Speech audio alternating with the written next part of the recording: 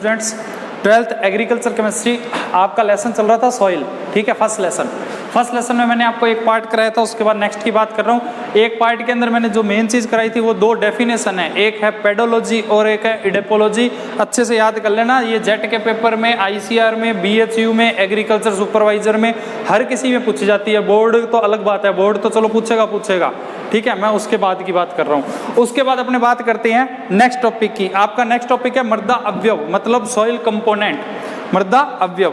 अब मृदा अवयव का मतलब ये होता है कि आपने मिट्टी ली, उस मिट्टी के अंदर क्या क्या चीज़ें होती है। सॉइल कंपोनेंट का मतलब होता है मिट्टी के अवयव कौन कौन से हैं, उनके अंदर क्या क्या चीज़ें कितनी कितनी पाई जाती है, ठीक है। तो देखो मृदा के अंदर जो अवयव होते हैं वो दो टाइप के होते हैं, सॉलिड भी होते हैं और स्पेस भी होता है, रंध्रावकाश भी होते हैं। सॉलिड और स्पेस का मतलब ये है कि आप एक बंद बॉक्स ले लो और उसके अंदर है ना रेत के पार्टिकल, अब रेत के पार्टिकल गोल भी हो सकते हैं, क्यूब भी हो सकते हैं, घन के जैसे भी हो सकते हैं।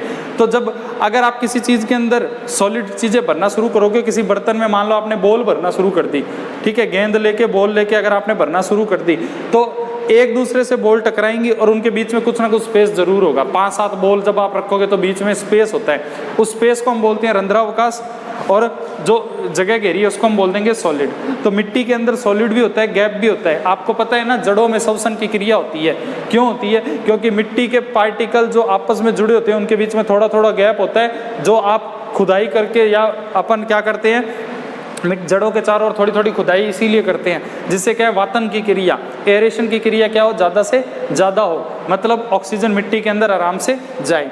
अब देखो मिट्टी के अंदर दो पार्ट हो गए, सॉलिड भी हो गया, 50% सॉलिड होता है, 50% क्या होता है, रंध्रावकाश होता है, स्पेस होता है। इसको पहले अपन बात कर लेते हैं। ये रंध्रावकाश स्पेस दो भागों में डिवाइड होता है, मतलब मिट्टी के अंदर लिक्विड होता है 25% और गैस होता है 25%।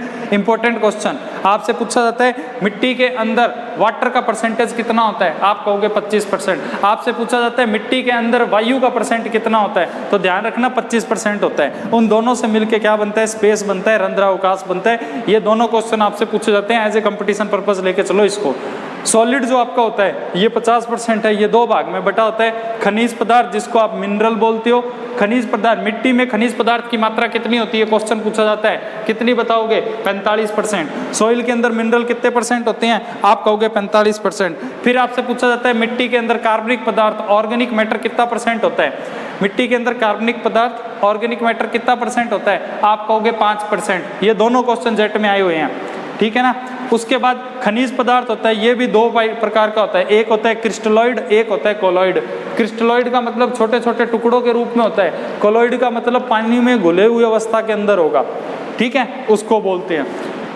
कार्बनिक पदार्थ है, ये भी दो प्रकार का होता है, ह्यूमस और बैक्टीरिया। ह्यूमस क्या होता है, ह्यूमस होता है जमीन पे जितनी भी सड़ी गली पत्तियां, मतलब पतझड़ हो गया, पत्तियां जमीन पे गिरेंगी, धीरे धीरे बैक्टीरिया के द्वारा उनका क्या हो जाएगा, अपघटन हो जाएगा और वो खाद के रूप में क्या हो जाएगी, चेंज हो जाएगी, उसको आप बोलते हो ह्यूमस, ठीक है। और मिट्टी के अंदर क्या है, ऑर्गेनिक मैटर के अंदर कुछ मात्रा में जीवित बैक्टीरिया पाए जाते हैं। कुछ बैक्टीरिया ऐसे होते हैं जो पौधों के लिए आवश्यक होते हैं और कुछ बैक्टीरिया ऐसे होते हैं जो पौधों के लिए क्या होते हैं, अनावश्यक होते हैं।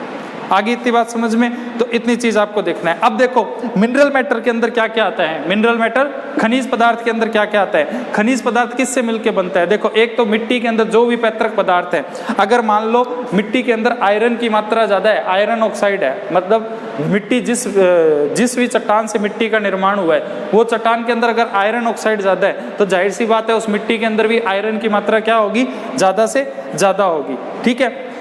ठोस भाग का 90% भाग किसका होता है, मिनरल से घिरा हुआ होता है, ठीक है। इसके अंदर क्या क्या चीजें आती है, इसमें सिलिका भी आएगा, एल्यूमिनियम भी आएगा, आयरन भी आएगा और ऑक्सीजन भी चलो आ सकता है, ठीक है। कार्बनिक पदार्थ की मात्रा मैंने आपको बताई दी है 5% होती है, ये आपको याद करना है। मृदा जल और मृदा वायु याद रखना कितने कितने % होती है, क्लियर है ये चीज। एक आपसे क्वेश्चन पूछा जाता है कि मिट्टी के अंदर CO2 की मात्रा कितने % होती है, इंपॉर्टेंट क्वेश्चन है, याद कर लेना। मिट्टी के अंदर CO2 की मात्रा, मतलब जमीन की जो मिट्टी है उसमें CO2 की मात्रा कितनी होती है, तो आप बोलोगे 0.3%। कितनी होती है मिट्टी में, मिट्टी में CO2 की मात्रा कितनी होती है, मिट्टी में तो CO2 की मात्रा होती है 0.3%, 0.3%। और आपसे पूछे वायु में CO2 की मात्रा कितनी होती है, तो आप बोलोगे 0.003%, 0.003 3%। याद रखना ये क्वेश्चन भी कंपटीशन में पूछे जाते हैं। मिट्टी में CO2 0.3% और वायु में CO2 0.003%। अब एक क्वेश्चन ये पूछा जाता है कि मिट्टी में CO2 वायुमंडल की CO2 की तुलना में कितने % होती है, तब आप बोलोगे कम से कम 10% तो बोलना पड़ेगा। ठीक है। दूसरी बात, जैसे जैसे हम मिट्टी में नीचे जाते हैं, जमीन में नीचे जैसे जैसे जाएंगे, CO2 की मात्रा बढ़ेगी और ऑक्सीजन की मात्रा क्या होगी, कम होगी। ये चीज़ और याद आपको रखनी है। ठीक है। उसके बाद मिट्टी 2 प्रकार की होती है। उसके बाद बात कर रहा हूँ मिट्टी के प्रकार। मिट्टी 2 प्रकार की होती है। एक होती है पृष्ठ मृदा और एक होती है अवमृदा। ठीक है। इसको इंग्लिश में बोलते हैं सरफेस सॉइल। सरफेस सॉइल, इसको बोलते हैं सब सॉइल। मिट्टी 2 प्रकार की होती है, सरफेस सॉइल और सब सॉइल। आप जिस जमीन पे खड़े हो, देखते ही आपको आंखों से जो मिट्टी दिखाई दे रही है, जिसमें आप खेती करते हो, जिसमें आप हल चलाते हो, उस मिट्टी को हम क्या बोलते हैं, पृष्ठ मृदा या सरफेस मृदा। ठीक है। और ये जमीन में कितनी गहराई तक होती है, 0 से 15 सेंटीमीटर तक की मिट्टी को हम क्या बोलते हैं, सरफेस सॉइल बोलते हैं, पृष्ठ मृदा बोलते हैं। डाटा याद रखना है, 0 से 15 सेंटीमीटर जमीन से लेके, अगर आपसे ये पूछा जाए कि जमीन में जब आप हल चला रहे हो तो वो ज़्यादा से ज़्यादा कितना अंदर तक चलना चाहिए, तो वो 15 सेंटीमीटर तक चलना चाहिए, क्योंकि 15 सेंटीमीटर तक की मिट्टी हमारी क्या होती है, उपजाऊ होती है। ठीक है। ऊपर की मिट्टी हमारी क्या होती है, उपजाऊ होती है। क्लियर ये चीज।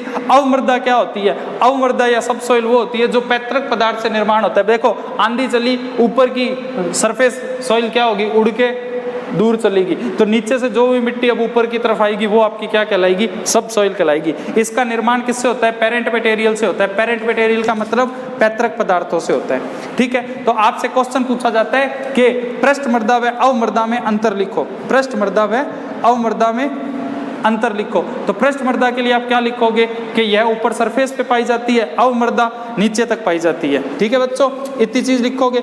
उसके बाद दूसरा पॉइंट आप क्या लिखोगे पृष्ठ मृदा का, कि पृष्ठ मृदा के अंदर गैसों का आदान प्रदान बहुत ही अच्छे से होता है, जबकि जैसे जैसे आप नीचे जाओगे तो गैसों का आदान प्रदान क्या हो जाएगा, कम होता जाता है। तीसरा पॉइंट आप क्या लिखोगे, सरफेस के अंदर मतलब जो ऊपर ऊपर की मिट्टी होती है उसमें कार्बनिक पदार्थ की मात्रा क्या होती है, ज़्यादा होती है, जबकि अंदर की मिट्टी में कार्बनिक पदार्थ की मात्रा क्या होती है, कम होती है।